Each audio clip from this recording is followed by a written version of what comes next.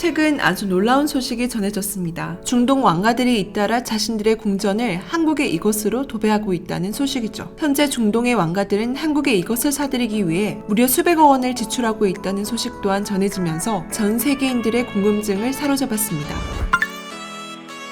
중동 왕가들이 반한 한국의 이것의 정체는 바로 인삼과 홍삼입니다. 최근 들어 한국의 홍삼과 인삼이 중동 국가뿐만 아니라 전 세계적으로 그 효능을 인정받았습니다. 그런데 한국의 홍삼과 인삼이 중동 왕가들에게 관심을 끌게 된 계기가 무엇일까요? 현재 일부 공산 독재 국가를 제외하고는 대다수의 선진국들은 민주주의를 채택하고 있죠. 하지만 선진국의 모임으로 불리는 G20에서도 아직까지 절대 왕정을 유지하는 국가들이 있습니다. 바로 중동 국가들입니다. 그들이 아직까지 절대 왕정을 유지하면서 선진국을 유지할 수 있는 이유는 막강한 자본인 석유를 바탕으로 엄청난 복지 정책을 실시하며 국민들의 지지를 받고 있습니다. 전 세계 돈의 흐름을 좌지우지하는 중동의 왕가들이기에 세계 1위의 강대국인 미국조차도 이들을 쉽게 건들 수 없습니다. 오히려 전 세계의 국가들이 중동 국가들에게 잘 보이기 위해 갖가지 선물을 보내기도 하는데요. 그런데 이렇듯 국제정세에서 중요한 역할을 하는 중동의 왕가들이 최근 한국의 삶에 푹 빠졌다고 합니다. 한국 음식이 건강에 좋다는 인식이 늘면서 지난해 한국 버섯의 아랍에미리트 수출 물량은 131%, 김치는 26% 늘어나기도 했습니다. 그중 특히 올해는 인삼과 홍삼 제품이 주목받고 있습니다. 조선시대부터 인삼은 주요 수출품으로서 중국의 비단, 일본의 은과 함께 고대 동아시아 무역 경제권을 구성한 것으로 유명합니다. 예로부터 인기가 잦아있던 인삼은 풍기 인삼 농협을 통해 2000년 초부터 중국 시장 개척에 나섰으며 2012년 미국 수출을 시작해 매년 수출 볼륨을 키우고 있습니다.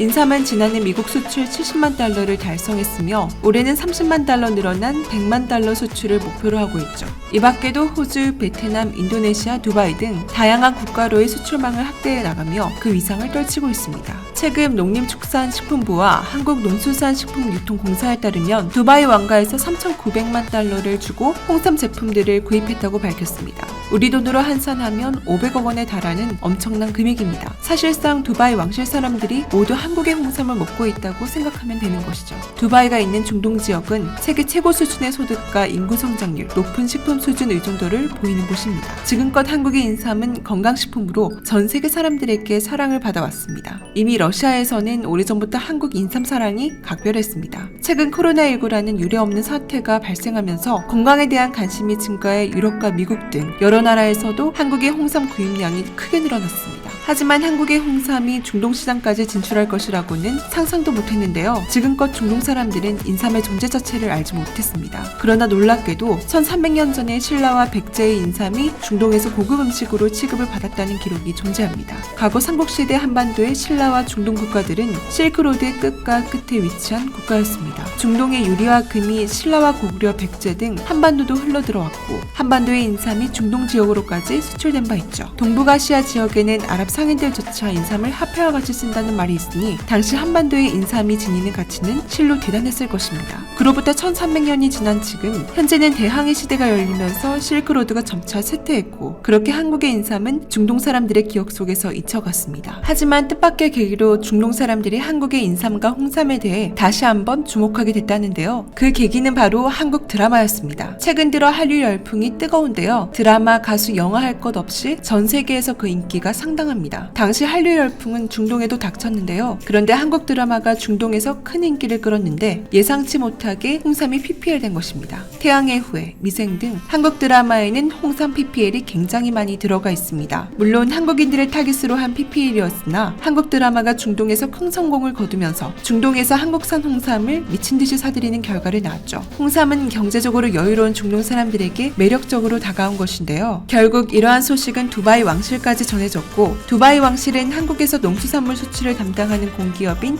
AT에 연락을 취한 것입니다. 그리고 AT는 무려 500억 원에 달하는 규모의 계약을 달성해냈죠. 아랍에미리트 건강보조식품 시장의 성장으로 한국산 인삼 제품의 수출에도 청신호가 켜졌는데요. 잠재력이 높은 UAE 시장을 거점으로 중동 시장 진출 확대를 위해 한 발짝 더 나아가야 할 시점이 온 것입니다. 그간 중동 지역에서는 인삼에 대한 인식 부족과 식품의약품 분류 기준의 모호함, 까다로운 행정 절차 등의 문제로 한국산 인삼 제품의 현지 진출은 큰 난항을 겪어왔습니다. 이 때문에 인삼차, 인삼 드링크, 인삼 캔디 등 일반 식품으로 분류되는 품목만이 시중에 유통됐죠. 이에 AT와 주 UAE 한국 대사관은 현지 관련 기관과 협의를 통한 중동시장 진출 기틀 마련을 위해 지속적인 노력을 기울여왔습니다. 그 결과 지난 2019년에는 AT 두바이 지사가 샘플 통관을 추진하고 있던 소백코리아 홍삼 제품이 중동 지역 최초로 UAE 연방정부로부터 허블 복충제 승인을 획득했습니다. 이후 한국인삼공사도 지난 11월 정관장 홍삼 제품을 정식 승인받았습니다. 이에 따라 소비자들은 올해 2월 현지에서 정식 론칭한 정관장 홍삼 제품을 약국 온라인숍 등의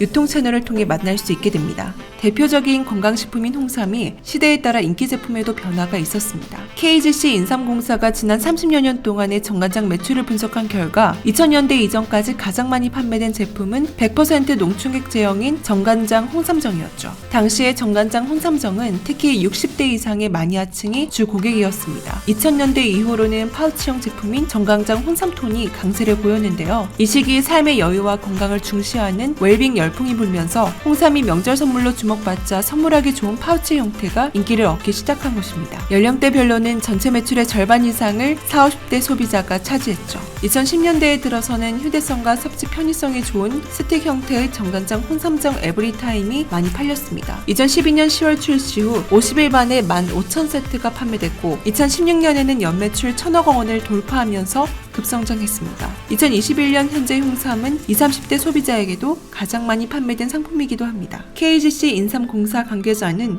홍삼정 에브리타임은 지난해 20, 30대 매출이 전년 대비 27% 뛰는 등 정관장의 MZ세대 고객 유입에 큰 역할을 한 제품이라고 말했습니다. 특히나 중동인은 건강 관련 제품에 관심이 높고 의사들이 환자들에게 원기 회복을 위해 한국의 인삼을 처방한다고 하는데요. 한국인삼공사 측은 AT 두바이 지사와 함께 UAE를 거점으로 한 중동시장 진출 확대를 위해 적극적인 홍보를 이어나갈 전망입니다. 또한 중동 국가의 완가를 시작으로 기업들과도 추출 쾌거를 이뤘습니다. 사우디의 GMP 인증에 따라 인삼공사는 사우디 알무타와 그룹의 슐레이만 회장과 2천만 불 수출 계약을 체결했습니다. 알무타와 그룹은 1989년 사우디아라비아의 수도인 리야드에서 유통사업으로 시작됐으며 현재는 중동 걸프 협력기구인 GCC 국가 지역 각 도시에 자체 유통 및 물류 시스템을 갖추고 있는 종합무역 유통회사로 발전했습니다. 또한 건강, 의료 관련 사업, 일반 식품 및 의류 등을 주 사업 분야로 중동에서 최근 많은 주목을 받고 있는 중견그룹으로 발전하고 있죠. 알무타와 그룹은 중동 시장을 발판으로 이집트, 모로코 등 북아프리카 지역으로 홍삼 시장을 확대해 나갈 계획이 있어 우리나라 홍삼의 수출 국가 및 수출 규모는 더욱 확장될 것으로 전망됩니다. 일각에서는 이러한 두바이 왕실의 홍삼 싹쓸이가 한국 홍삼의 세계적 유행에 기여할 것이라고 분석합니다.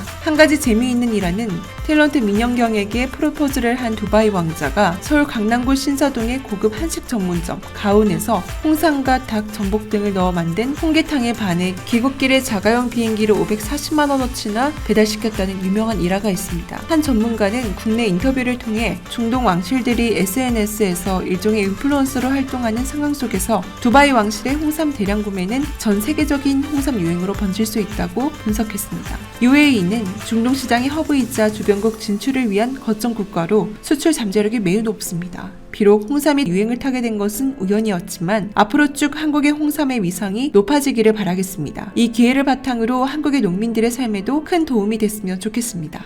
혹시 광고 하나 해도 될까요? 내일 상승할 종목이 궁금하시다면 오른쪽 버튼을 꼭 클릭해주세요. 시청해주셔서 감사드리며 내일 다시 찾아오겠습니다.